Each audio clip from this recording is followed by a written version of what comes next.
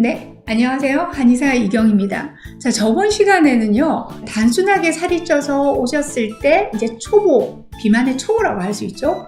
초보인 분들이 다이어트를 할 때 지켜야 될 원칙에 대해서 말씀드렸는데, 오늘은 좀 다른 비만 얘기를 해볼까요? 악성 비만이라고 이름 붙이기도 하고요. 또는 질환으로서 넘어가 버린 비만이기 때문에 증후성 비만이라고도 얘기를 해요. 자, 이건 뭐냐면요. 특별히 식이와 운동이 잘못되어 있지 않은데도 불구하고 몸이 알아서 자꾸 찌는 쪽으로 굴러가고 있는 상태예요. 사실은 갱년기 여성들은 대부분 이걸 많이 겪고 계세요. 근데 젊은이들이라고 다 괜찮나?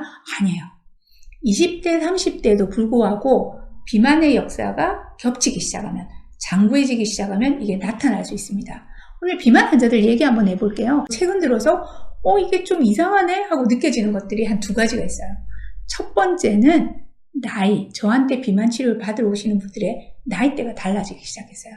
제가 30대 초반에 비만 클리닉을 할 때는요, 20대, 30대, 그리고 간혹 드물게 40대 초반. 그러니까 뭐냐면, 나는 살이 쪘는데 몸을 좀 다듬고 싶어. 살찌니까 너무 보기가 싫어. 이런 분들이 많았단 말이에요. 근데 요즘 제가 보는 비만 환자분들 중에 20대, 30대보다는 훨씬 많은 비율이 50대에서 70대까지예요.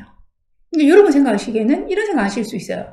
아니 60, 70 먹었는데 살 빼면 뭐하나. 자, 이분들은요 생존을 위해서 오시는 거예요.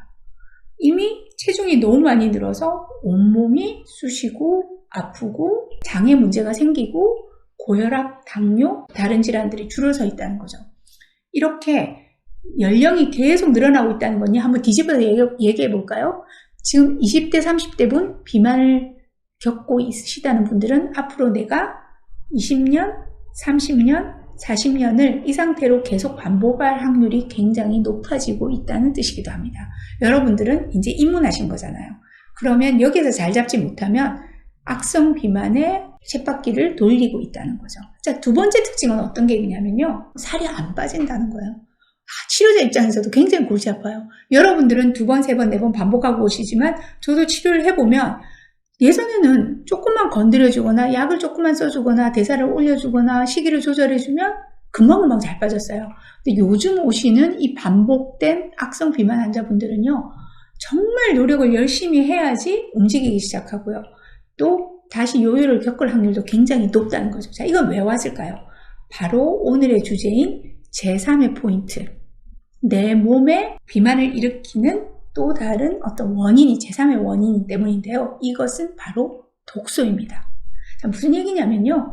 비만이라는 병은 만성염증 상태를 일으키게 되는데 이 비만이 내가 잘 먹고 규칙적으로 식사를 하고 운동도 열심히 하는데 몸은 탱탱탱 붓기만 하고 빠지지 않는 이유는요. 몸속에 쌓여있는 조직에 쌓여있고 세포를 손상시키는 독소 때문이라고 할 수 있는데 이 독소를 한의학에서는 습담, 어열, 담음이라고 이름을 붙이고 있어요.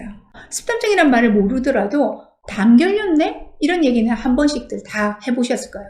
똑같은 거예요. 원리는. 담이라고 하는 거는 근육에 생겨있는 노폐물이 통증을 일으키고 운동장애를 일으키는 상태를 얘기하는데 이 습담증이라는 건 이게 더 나아가서 근육이나 관절에만 생기는 게 아니라 장기에도 생기게 되고요. 간에도 생기게 되고요. 그럼 지방간을 일으키게 되겠죠. 그 다음에 어떤 조직에도 생기게 돼서 부종을 일으키고 혈관 내로도 침범해서 고지혈증, 고콜레스테롤 혈증을 일으키게 되는 거죠.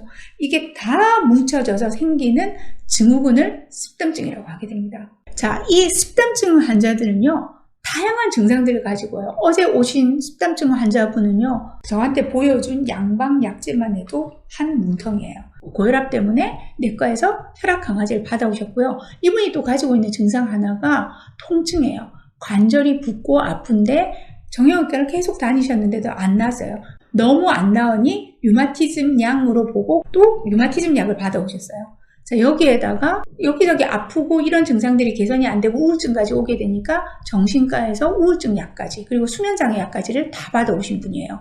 근데 제가 볼 때는 이게 하나의 본류에서 나오는 가지들이에요.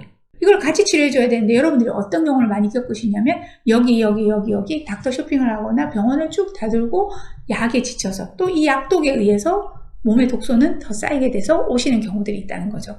자, 이 습장증에 대한 얘기를 좀 더 해봐야 될 것 같아요. 그래서 오늘은 맛보기만 해드렸고요. 실제 여러분이 습장증인지 아닌지를 알 수 있을 만한 구체적인 예를 들어서 다음 시간에 다시 뵙도록 하겠습니다. 감사합니다.